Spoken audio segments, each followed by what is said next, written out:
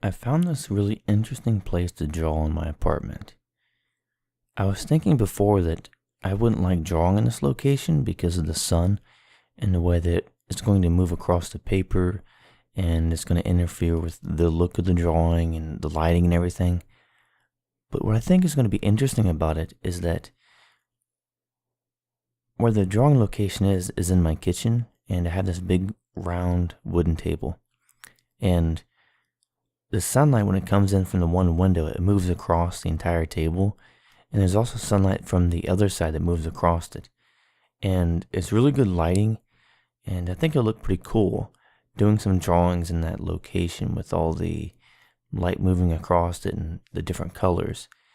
It's a big wooden table, and I think it'll look good with the wood behind the paper. It'll give it an interesting look to it. And so I think I'm going to do a drawing today in my kitchen. And in other news, I'm going to be doing some drawings of some portraits coming up of some athletes and some powerlifters and so on like that. I've followed powerlifting and strongman for most of my life. I've always found it enjoyable to watch because I've always been somewhat of an athlete myself because I competed in powerlifting. I enjoy doing sprinting. And I've been lifting now for about 3 weeks, 2.5 or 3 weeks maybe. And that's going really good. My bench press has gone up, my squat has gone up, my deadlift as well. Currently I did bench press a few days ago, about 2 days ago. And I didn't know where I was at with how much I could bench press. And so I put 225 on there. I did it for 1 rep. It wasn't that hard. I could probably do 250. And this has been, 6 or 7 years now that I've taken a break from lifting. And for my squats right now, I'm doing 315. I do it for a set of 16 to 20 reps. And that's on my last set. Then a lot of times I've been doing another set after that where I'll do another 12 reps with 315 pounds.